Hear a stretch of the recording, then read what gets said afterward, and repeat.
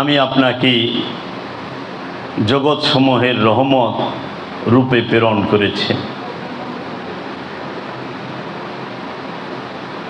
পৃথিবীর বিখ্যাত একজন মহাপুরুষ, তার নাম হচ্ছে মহিউদ্দিন ইবনুল আরাবী, যিনি গৌসে পাক আব্দুল কাদের জিলানী আলাইহিস সালাতু ওয়াস সালামের দয়ার বরকতে এই মকামে পৌঁছেছিলেন। তার একটি কিতাব আছে, কিতাবটির নাম হচ্ছে তাজালুল ইয়াকিন। এই তাজালুল ইয়াকিন নামক সুফিবাদের উপরে ভিত্তি করে রচিত বইটিতে বিশ্ববিখ্যাত ওলি হযরত মহিউদ্দিন ইবনুল আরাবী মহানবীর শানে ও মানের যে বর্ণনা দিয়েছেন, তা থেকে আমি একটু আপনাদের সামনে বলব। তিনি আল্লাহর হাবিব সম্পর্কে বলেছেন, আনতা নূরুন নূরি, তোমার নূরই আমার নূর, ওয়া সিররু সিররি, এবং তোমার রহস্যই আমার রহস্য, ওয়া কানজুল হিদায়াতি, তুমি আমার হেদায়েতের ভান্ডার, ওয়া খাজানুল মারিফাতি, তুমি আমার মারিফাতের ভান্ডার, জাআলতু ফাদলাকা মুলকি মিনাল আরশি ইলা মুতাতাসসারা কুল্লুহুম ইয়াতলুবুনা রিজাই, আমি আমার সৃষ্টি থেকে তোমার প্রতি যে অনুগ্রহ নির্দিষ্ট করেছি তা আরশ হতে তাতাসসারা পর্যন্ত তারা প্রত্যেকেই আমার সন্তুষ্টি কামনা করে। ওয়া আনা আতলুবু রিজাকা ইয়া হাবিবি ইয়া মুহাম্মদ ইয়া মুস্তাফা সাল্লাল্লাহু আলাইহি ওয়াসাল্লাম, এবং আমি আল্লাহ কামনা করি তোমার সন্তুষ্টি, হে আমার হাবিব, হে আমার মুহাম্মদ মুস্তাফা, ওগো আমার বন্ধু। আল্লাহ রাব্বুল আলামিন আল্লাহর হাবিবের সন্তুষ্টি কামনা করে, মুহাম্মদ সাল্লাল্লাহু আলাইহি ওয়াসাল্লামের সন্তুষ্টি কামনা করে। এই কালামটি আপনারা পাবেন বাবা জাহাঙ্গীরের লিখিত কিতাব শরীয়তি সেজদা মারেফতি সেজদার 55 পৃষ্ঠা।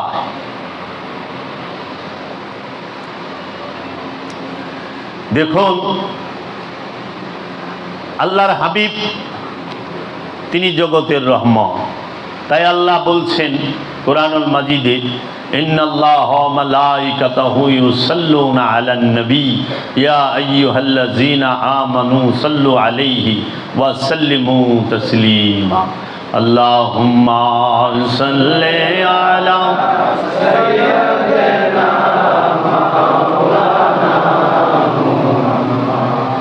ওয়া আলা আলি সাইয়্যিদিনা মাওলানা মুহাম্মদ। সুধী মণ্ডলী, আপনারা যদি কোরআনুল মাজিদে গভীরভাবে খেয়াল করেন, আপনারা দেখবেন আল্লাহ রব্বুল আলামিন নিজেকে প্রকাশ করার জন্য, বিকাশ করার জন্য, আল্লাহ ছিলেন গুপ্ত ধনভাণ্ডার, রহস্যের ভাণ্ডার।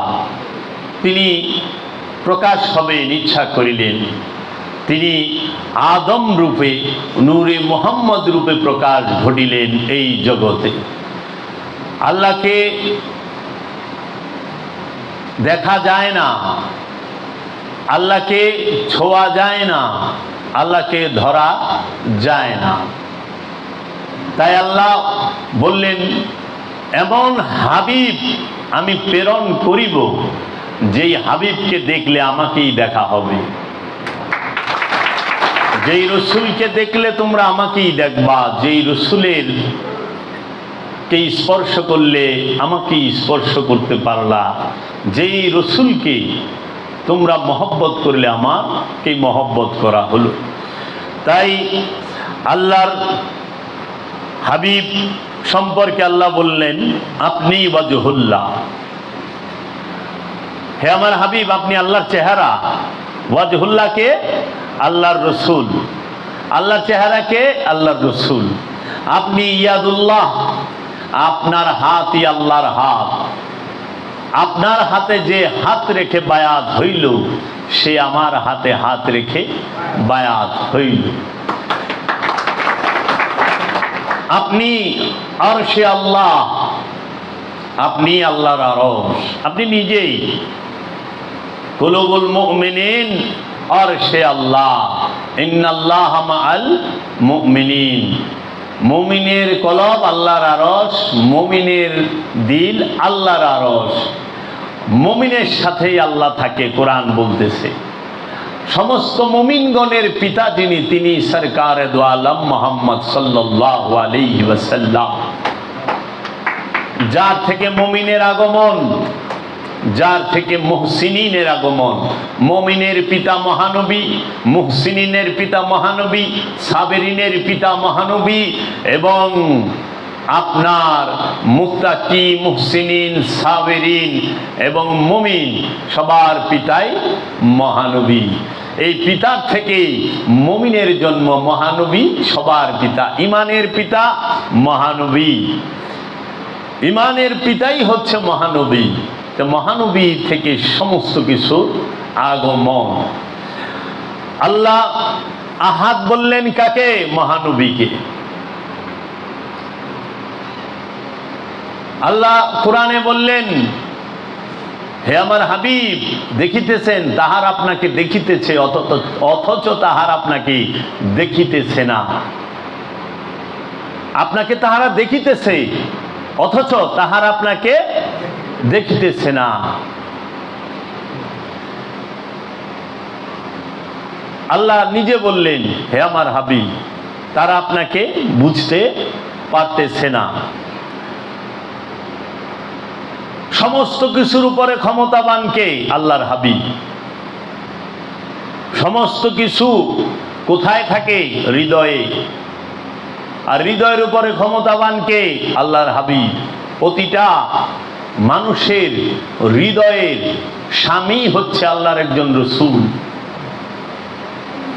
এই প্রতি মানুষের হৃদয়ে রসুল থাকে যখন, তখন সে হয় আমানু, তখন সে হয় মুত্তাকি, তখন সে হয় মুসল্লি, মুহসিনিন।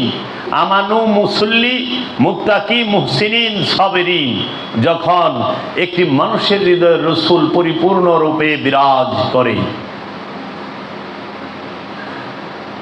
আল্লাহর চেহারা মহানবী, আল্লাহর হাত মহানবী, আল্লাহর চোখ মহানবী।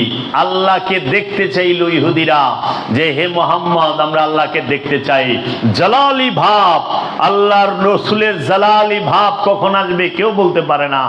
এনি টাইম এসে যায় আল্লাহর ওলিদের জালাল, জামালি ভাব, জালালি ভাব। আল্লাহর রসুল বললেন, জামা মুবারক একটু উঁচু করে, মান রানি ফাকাদ আল্লাহ হাক্কা, যে আমাকে দেখেছে সেই আল্লাহকে দেখেছে, কোনো সন্দেহ নাই। আল্লাহর রসুলকে দেখলে আল্লাহকে দেখা হয়। আল্লাহর রসুলের অনুসরণ করলে আল্লাহকে অনুসরণ করা হয়। আল্লাহর রসুলকে মহব্বত করলে আল্লাহকে মহব্বত করা হয়। আল্লাহর রসুলকে কোনো কিছু দিয়ে সাহায্য করলে সে আল্লাহকে সাহায্য করে। আল্লাহর রসুলের বিরুদ্ধে কেউ যুদ্ধ করলে আল্লাহর বিরুদ্ধেই সে যুদ্ধ করে। আল্লাহর রসুলকে কেউ গালি দিলে সে যেন আল্লাহকেই গালি দিল। আল্লাহর রসুলকে তুচ্ছ তাচ্ছিল্য করলে সে যেন আল্লাহকেই তুচ্ছ তাচ্ছিল্য করল। আল্লাহর রসুলকে যদি কেউ স্বপ্নেও দেখে, আমরা হাদিস শরীফ থেকে শুনি, তার জন্য জাহান্নাম হারাম হয়ে যায়। তাহলে আল্লাহর রসুলকে আল্লাহ কি বললেন? হে আমার হাবিব, আপনি আমার কিতাব। আল্লাহর কিতাবকে মুহাম্মদ সাল্লাল্লাহু আলাইহি ওয়াসাল্লাম, আল্লাহর কোরআনকে মুহাম্মদ সাল্লাল্লাহু আলাইহি ওয়াসাল্লাম। আমাদের কোরআন কোনটা? যেটা আরবি ভাষায় কালির অক্ষরে কাগজে লেখা, সেইটা, তাই না আমাদের কাছে কোরআন? আর আল্লাহর কোরআনকে স্বয়ং মহানবী। আল্লাহর কোরআনের নাম কি? মুহাম্মদ সাল্লাল্লাহু আলাইহি ওয়াসাল্লাম। নূরে মুজাসসাম, নূর আলা নূর, সাইয়্যিদাতুল আম্বিয়া। কারণ আল্লাহ নিজে বললেন, হে আমার হাবিব, আমি আপনার কলবের উপরে, রবের তরফ হইতে আমি আপনার কলবের উপরে কোরআন নাজিল করলাম। ইন্নাহু লাকাউলুন রাসূলিন কারীম, হে আমার রসুল, আপনার এই সম্মানিত রসুল, আপনি আপনার বাণীগুলোই কোরআন। তাহলে আল্লাহর কোরআন কি জবানি, আর আমাদের কাছে যে আমরা কোরআন পাই সেইটা বেজবান, তাই না? কাগজ কালির বাইন্ডিং এর মেজাজি কোরআন, রূপক কোরআন, এইটা আমাদের সাথে কথা বলে না, আমাদেরকে বলতে হয় আল্লাহ কোরআন এই বলছে। অথচ হযরত আবু বকর সিদ্দিক রাদিয়াল্লাহু তাআলা আনহু, হযরত ওমর রাদিয়াল্লাহু তাআলা আনহু, তাদের কাছে কিন্তু জিন্দা কোরআন কথা বলছে। তারা কাগজ কালির কোরআন পাঠ করে নাই। কাগজ কালির কোরআন আবু বকর সিদ্দিক, ওমর রাদিয়াল্লাহু তাআলা আনহু চোখে দেখেন নাই। তাহারা কি করেছেন? তাহারা জিন্দা কোরআন থেকে কোরআন শিখেছেন, তাহারা জিন্দা কিতাব থেকে কিতাব শিখেছেন, তারা জিন্দা কিতাব পাঠ করেছেন। তাই আমরা শিখি বেজবানি কোরআন থেকে। আমাদের এই কোরআনের অর্থ জানতে হইলে একটি লুগাত, একটি ডিকশনারি কিংবা কোনো আলেমের লেখা তাফসীরের প্রয়োজন হয়।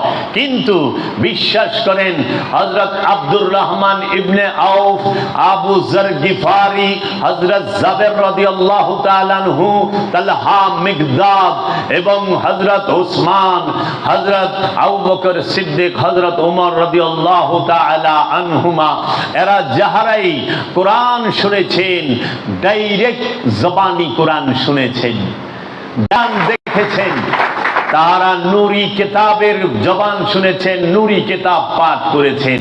এর জন্য আমাদের মধ্যে আর তাদের মধ্যে এই জন্য পার্থক্য, আমরা পাতার কোরআন, ভাষার কোরআন, কালি অক্ষরের ছাপানো মেজাজি কোরআন পাঠ করি, আর সাহাবায়ে আজমাইন তাহারা নুরি কোরআন, জিন্দা কোরআন, নুরি কিতাব, জিন্দা কিতাব পাঠ করেছেন।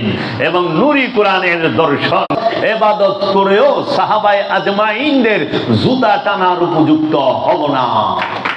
মর্যাদার দিকে রাহমাতাল লিল আলামিনকে সচক্ষে দেখেছেন, জবানি কোরআনকে দেখেছেন। তুমি হাদিস মুখস্থ করলে অনেক সম্মানিত হও বাবা, কিন্তু হাদিস যে বলনেওয়ালা তার সাথে সব সময় ছায়ার মতো লেগে থাকা, সেটা কত মর্যাদাবান। তাই আল্লাহর ফুরকান মুহাম্মদ সাল্লাল্লাহু আলাইহি ওয়াসাল্লাম, রবের রুহুল আমিন মুহাম্মদ সাল্লাল্লাহু আলাইহি ওয়াসাল্লাম, জিবরাইল ফেরেশতা কই নাই, রুহুল আমিন বলেছি, রবের রুহুল কুদ্দুস মুহাম্মদ সাল্লাল্লাহু আলাইহি ওয়াসাল্লাম, রবের জুলফিকার মুহাম্মদ সাল্লাম, রবের কাবা, ইয়া রব্বে কাবা।